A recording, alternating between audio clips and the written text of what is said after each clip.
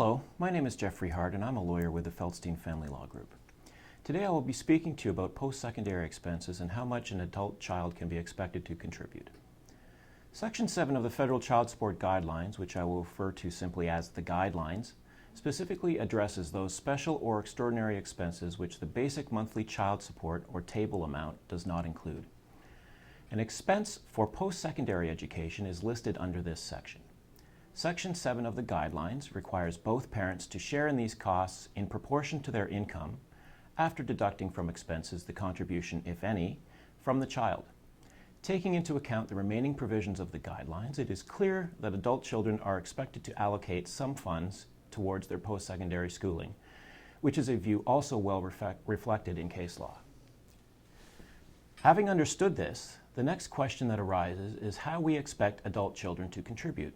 Through their savings, employment income, scholarships, OSAP, other student loans or lines of credit, and most importantly, how much are they expected to contribute? The short answer to the question of how the child is expected to contribute is potentially all of the above. Many, if not most judges, hold the opinion that it is not unreasonable to expect an adult child to maintain employment either during the summer months when there is no school or part-time on weekends during the school year.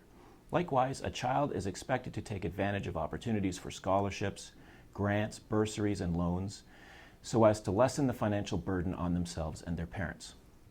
How much the child is expected to contribute depends on the particular facts of the case. For example, how much the parents earn, the cost of the program of study, or whether it is the child's first degree or not. Some parents may argue that they should not be obligated to contribute to any post-secondary expenses until all of the child's own resources have been fully exhausted, which would mean that the child should have obtained the maximum amount of student loans available, spent all of their earnings as well as any savings. This may be considered an extreme position for parents to take, and it is one that is generally not supported in the case law. Given the current economic climate, putting a child in the position of being saddled with debt before having steady employment is not particularly popular amongst judges. One approach to take is that if the parents had not separated and were able to afford to pay for the child's post-secondary schooling, would they have done so? Furthermore, would that child have been able to qualify for OSAP given the parents' combined household income? Similarly, a child with separated parents should not alone be burdened with this cumbersome expense just on account of his or her parents having separated. With regard to OSAP and other student loans, courts in Ontario have stated that parents will not be excused from their obligation to contribute because of the availability to their adult children of student loans. That being said, children will often be expected to obtain loans, but courts do not want them to graduate crushed in debt if the combined income of the parents was sufficient to prevent them from incurring mounting loans. Ultimately, the question asked by courts is, what contribution by the child would be reasonable in the circumstances, having regard to the means of both the parents as well as the child?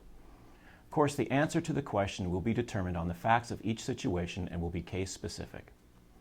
If you would like to speak with one of our lawyers regarding your family law matter, please feel free to contact us at 905-415-1636 to schedule your initial consultation, or visit our website at www.separation.ca.